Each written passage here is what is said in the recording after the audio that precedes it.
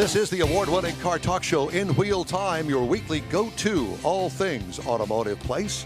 Howdy, along with Mike out of this world, Mars, King Conrad DeLong, and Jeff Zekin just off camera over there. I'm Don Armstrong. So glad that you could join us today. And we're going to go back out to California and talk with Mr. Jack Nerad, ladies and gentlemen. And there he is, looking sharp on the air, as he always is. Jack, it's good to see you, sir. Thanks for getting up so early on a Saturday morning. My pleasure. Great to talk to you guys. I'd love to hang out with you. You know, Jack has been actually in broadcasting for quite some time, and I wanted to kind of question you a little bit about that. I know that back in 1993... It wouldn't be the first time. Yeah, no doubt. Do we know where that is coming from, Mr. Mars? No, sir. Okay. We're going to try to figure out what the interference is with you coming in there from California. But I know that the America on the Road radio program debuted in 1993. Jack, guess what? You're old like me. Oh, gosh. I'm at least as old as you, I imagine, Don. Yeah, well. At least so.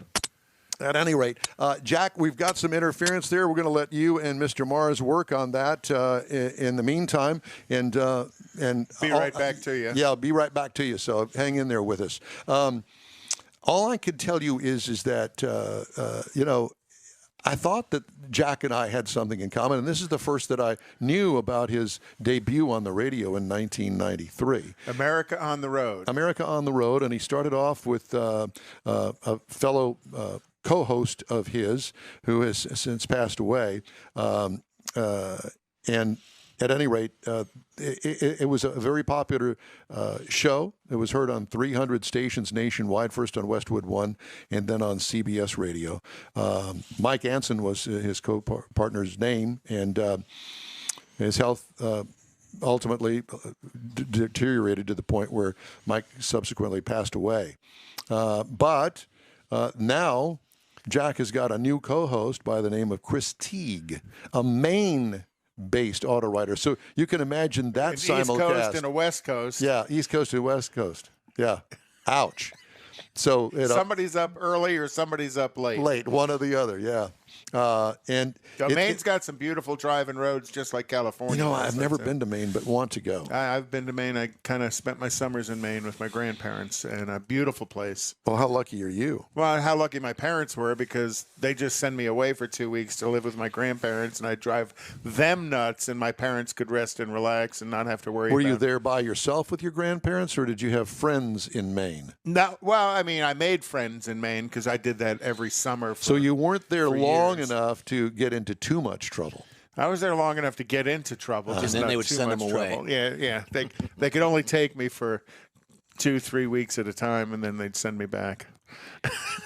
But you know, that was all about you know, how beautiful Maine was. And you didn't go to Kennebunkport, did you? Been to Kennebunkport. We lived near Portsmouth, New Hampshire. Their place was in Elliott, Maine, and York Beach, and then this other at York Beach was the Nubble lighthouse. So when you see a lot of these picturesque paintings of lighthouses, the Nubble's one of those that's been painted by lots of famous Did you do any shrimping painters. or crabbing or lobsters? We did clam. We dug clams up in the mud flats. So anyhow, I think Mike's waving like Jack might be back on the air without that mechanical Let's noise. go back to Jack and see how good he is now. Jack, let me hear you. Let's see how good I am. Oh, that's 1,000 Do I times sound better. a lot better? Maybe I'm somewhat better. Yeah, Yes, good. I'm much better. Thank you so much. As a matter of fact, I was, while you and Mike were getting that fixed, I was telling everybody about your original partner, Mike Anson, who's since passed away. And you've got back on doing a podcast now with new co-host Chris Teague. How does that work out, you on the West Coast and him on the East Coast? Well, it works out really well, actually. It's kind of interesting. We do it in some similar way to what we're doing right now, right? I'm here on the West Coast, and you guys are in Houston, I think. So yes, or the environs of Houston, and I think it's kind of interesting to have that cross country thing going on. He has a different point of view. I always chide him about the weather because you know, it's 14 degrees where he is and 75 where I am, so I can always lord that over him, and it's kind of fun. Well, yeah, and especially from what I understand that the car show is kind of similar to ours in the fact that you call it a generalist automotive program. And I think that ours is too, because we talk about pretty much all things automotive here on the Wheel Time Show.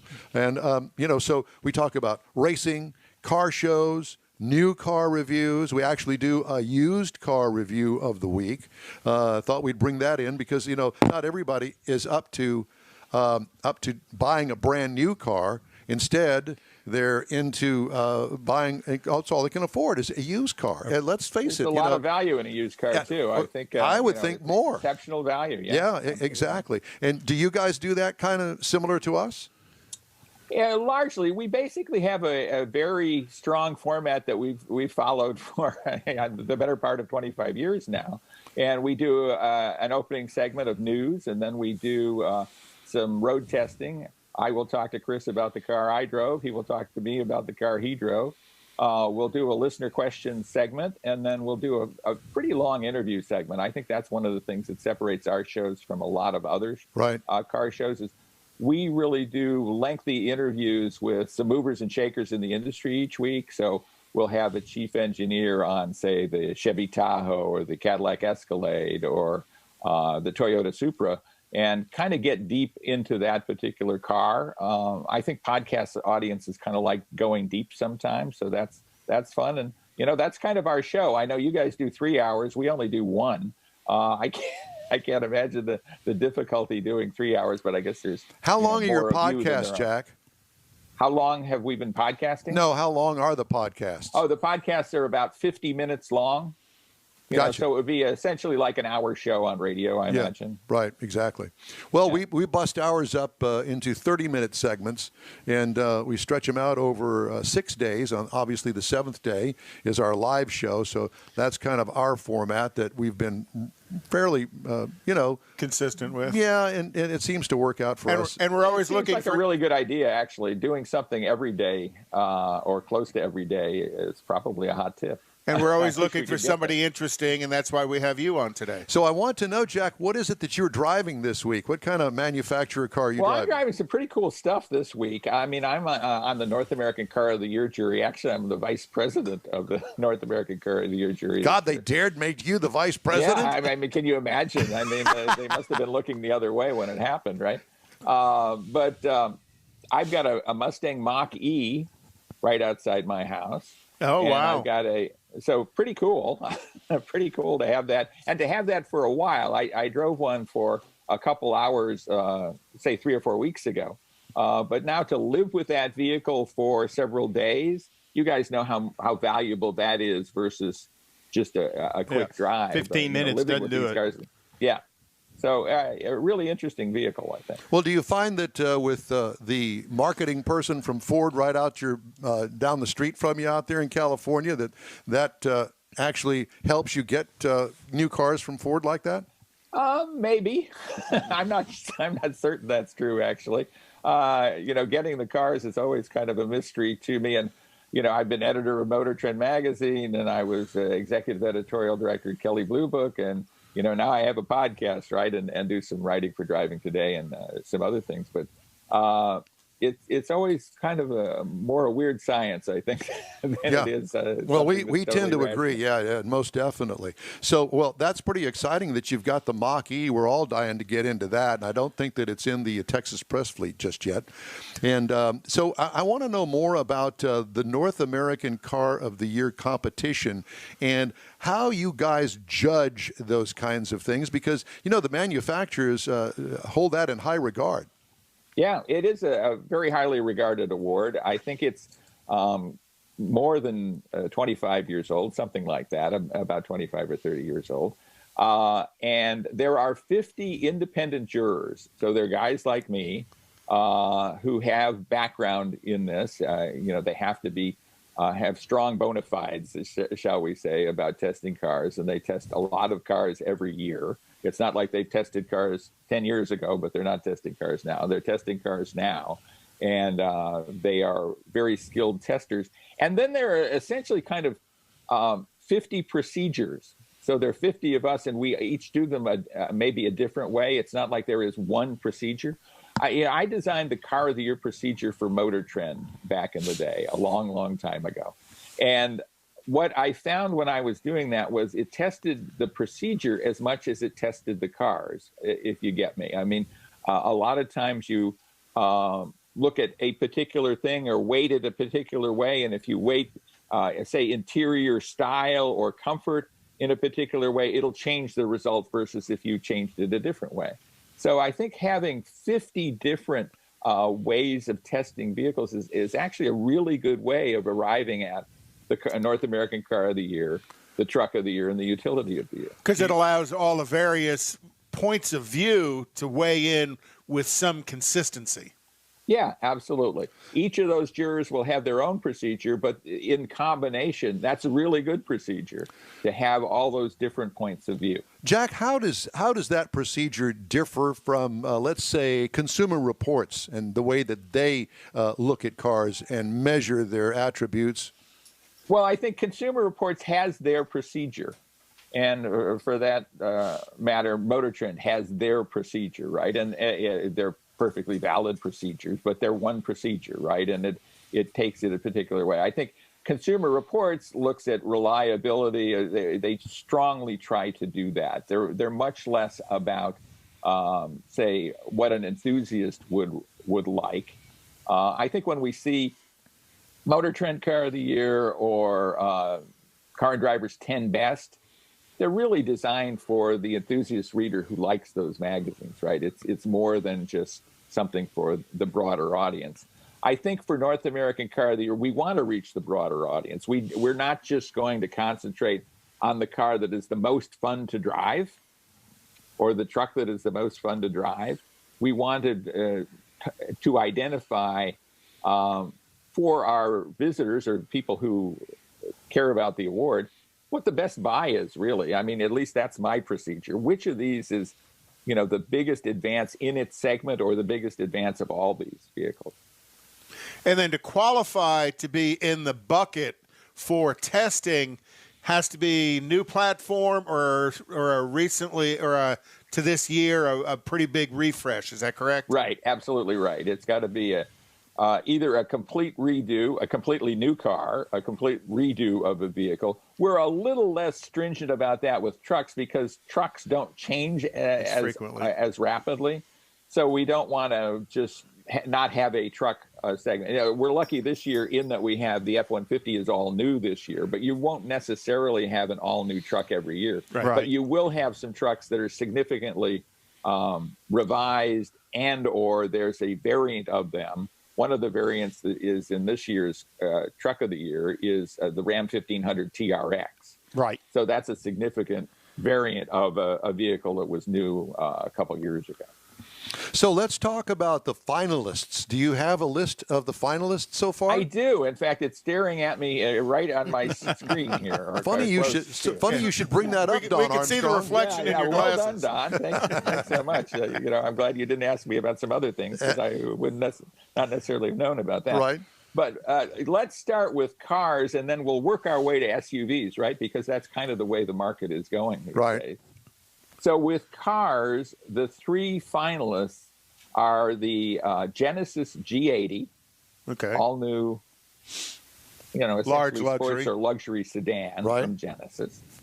The entire Hyundai Elantra line, which includes that's their compact sedan, of course, and hatchback. It includes the N line, which is the performance version of that vehicle. And then the all-new Nissan Sentra. So these are really very approachable cars. Two of them are extremely approachable. I mean, much lower cost than the average transaction price of a vehicle out there. Well, I find it interesting, Jack, that they're not necessarily the same size sedans. Yeah, exactly. And I mean, that's one of the things when you're choosing a car of the year, truck of the year, or SUV of the year, you're going to have different sizes, right? I mean, especially in cars and SUVs, you're going to have, in the SUV market, for example, I think there were 25 qualifiers or something like that are basically all new or heavily revised for this year. So we had to winnow down from 25 to get a manageable number that we could test, about 12, 13 or so. And then we winnow it down again to 3 finalists, and then actually the balloting is starting today. I've got my ballot today from North American Car of the Year, and we're going to finish up this week and announce on January 11th. So to make itself the car, truck, or SUV of the year, do you do the comparison of that vehicle in its category, in its size category, and where it places in relation to that, or just purely based on what that car brings to market regardless of size? Let's say we're talking... Kind of a combination of both, really, and you can look at both ways. I mean, I look at it as I'm trying to find a vehicle that is a leader in its segment, number one. Right. Like if something were just an also ran in its segment, I think you'd have a hard time naming it Car of the Year, right? If there are other cars in its segment that are better. One would think that mostly a brand new car would be better than what's out there, but that's not always the case, as you guys, absolutely well know. So I'm looking for something that is a leader in its segment, and then something that has market significance. It's and that's how you can an esoteric, weird, vehicle that's going to have just a few sales and not really be important in the market. So what are some of the other vehicles that you've got whittled down to the finalists? Well, in Truck of the Year, it's the F-150 I talked about, the Ram 1500 TRX, the variant of the Ram 1500. And then the Jeep Gladiator Mojave, which is a variant of the Jeep Gladiator midsize pickup truck. So one complete redo of a line that happens to be the best-selling vehicle in America. It has and been then for some 40 variants years. of some other trucks. Yeah. I'm surprised. Well, it might not have made the cutoff, and that would be the Wrangler Rubicon 392. It didn't make the cut, and we'll probably be in our competition next year. Yeah. It has to. We make the stipulation that the vehicle we name as car, truck, or utility of the year go on sale pretty early on in that model year. So there's got to be a 2021 model, and it's got to be available for purchase. So looking at your Jeep Wrangler, the Gladiator that you chose, when you review it for Truck of the Year, do you look at it with just one powertrain, or do you look at the variety of powertrains that are available? It really depends on what's in the vehicle.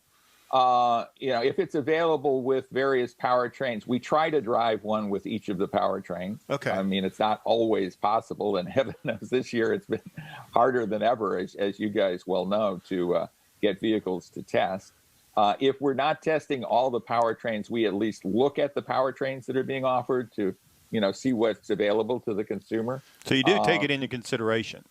Yeah, absolutely. We're pretty thorough about that. And again, each of the jurors has their own procedure, but we try to be very thorough about looking at all the variants. Okay, so we got a couple of things going there. One is the truck category, and one is the Car of the Year competition. So anything else?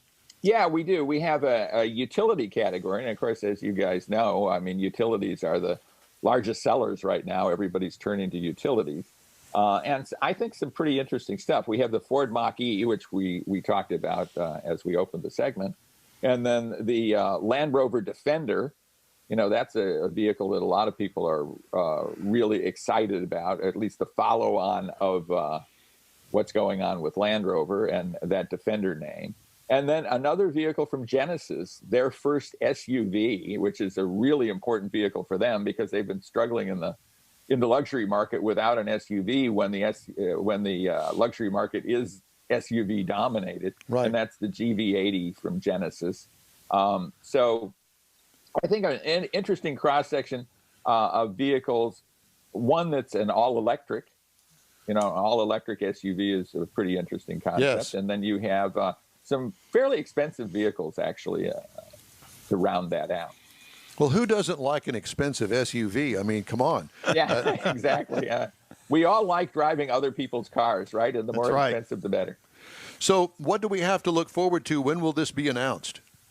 This will be announced on January 11th, on Monday, January 11th. I'm traveling to Detroit to participate in that. I believe we're going to be doing a live webcast, so look for that. You can see that unfold live, and it's going to be a different kind of program than we usually do because we're doing it largely virtually. But several of us will be in a studio outside Detroit and doing a half-hour broadcast announcing the winner. Well, let me understand this. So we're going to go from 72-degree California weather to a big mystery in the middle of winter in Detroit. That ought to be quite a culture shock. Yeah, I love that. I mean, I used to go to the Detroit Auto Show, as we all did, in the middle of winter, and you never knew.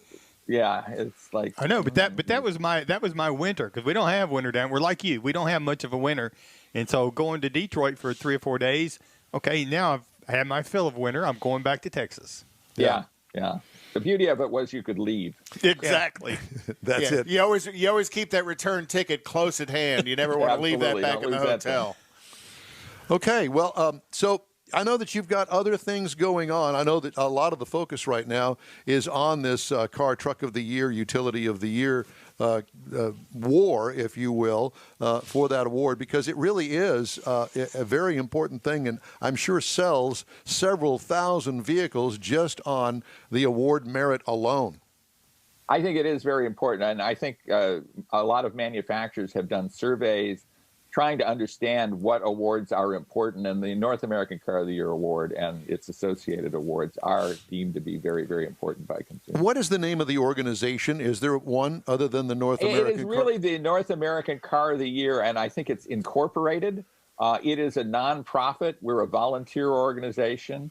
The money we collect either goes to more testing or we donate a lot to charity. We had the opportunity, I think, to donate something like $40,000 to some college scholarships and some other charitable organizations this past year. We look to do that again. So it is largely self-supporting, and a lot of us donate a lot of our time. I spend a lot of time on this non-paid job of mine as vice president of North American Car of the Year. So these 50 categories, questions, these drilled down surveys, aspects of the award process, is that made public or is that kind of kept close to the vest? Well, I mean, we have 50 juror members who do their procedures. I'm not sure that they have written procedures that we could publicize. We try to do this very transparently. We announce the vehicles that are going to be considered. We then announce the results of the first balloting that gives us the semifinalists. Then we announce the finalists, and then we announce the award winner. So, and I think all the balloting is available to people who want to look at it. So you can see who voted for what, if you really care. Yeah. And it is a balloting, too. It is not like 50 guys get together in a room and we fight it out. It's not like the back room at a political convention or something like that. Oh, come on. That would make it so much more fun. Yeah, well, it would make for a TV show, I guess. Yeah, there's no doubt about it. Well, Jack, it's always great to talk to you, and thanks so much for giving us the insight on the North American Car Truck of the Year competition. So a week from Sunday, it'll all be announced. Yeah, I think a week from Monday. Monday, sorry, yes. Yeah, a week from Monday, January 11th. So I'm traveling to Detroit on Sunday, so that's a party for me. Exactly. So how do we log in to see the announcement? Where do we log in? It will be on the North American Car of the Year website, which I believe is nactoy.com. Okay. But, you know, if you did a search for North American Car of the Year, you would find that website or search for that website. Right. We'll be watching you, I think Jack. there will be some media announcements as well. Okay, very good. Well, Jack, it's always great to talk to you. Thanks so much for taking the time today. Enjoy that California weather. It's a little bit chilly here in Texas today, but we'll look forward to talking to you at least in a couple of weeks, okay?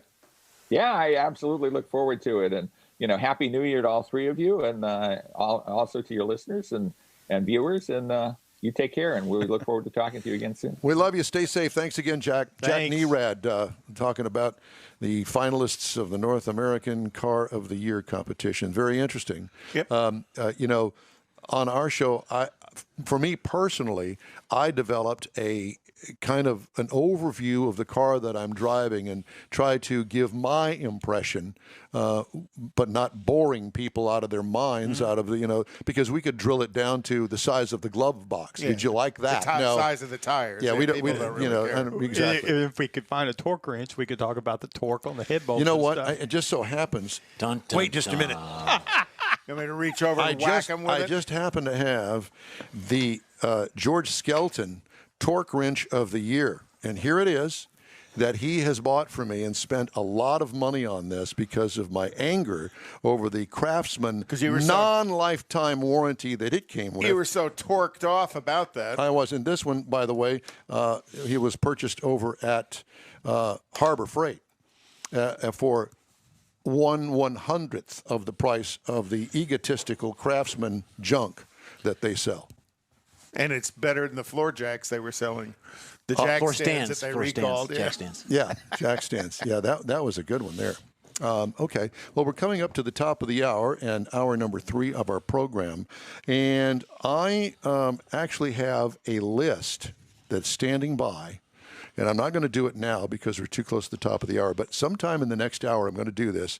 The cars that will debut in 2021.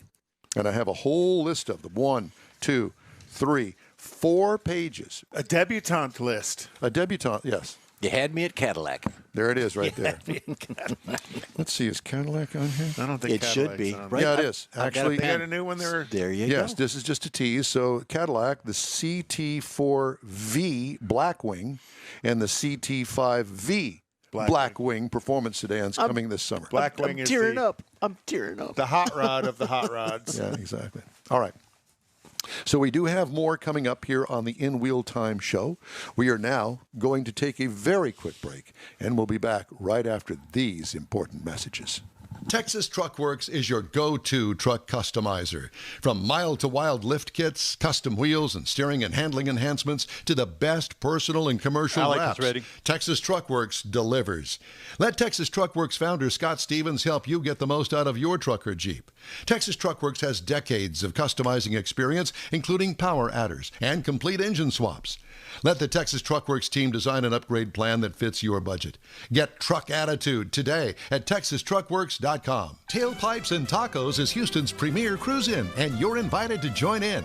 Whether you're a cruiser or spectator, Tailpipes and Tacos is the place to enjoy made-to-order breakfast tacos, fresh coffee, and mingle with Houston's fun car people.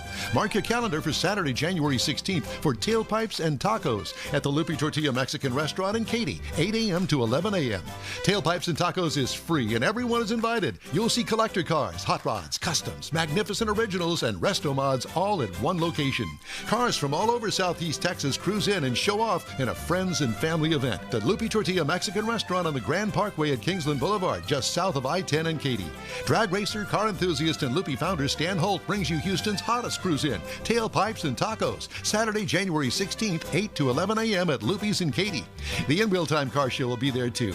Get your ride ready, and we'll see you at the Tailpipes and Tacos Saturday morning cruise in, January 16th, 8 to 11 a.m. at Lupe's in Katy, weather permitting. Is your business or company looking to stand out in a crowded advertising market? Looking to reach the real auto enthusiast? Well, you found it. You're listening or watching In Wheel Time, and so are your fellow enthusiasts. The In Wheel Time Car Show now reaches 500,000, and we can put together a marketing plan that will engage them in your product, business, or service. To get the tires rolling, just shoot us an email to our marketing director, Jeff Zekin. His address is jeff@inwheeltime.com.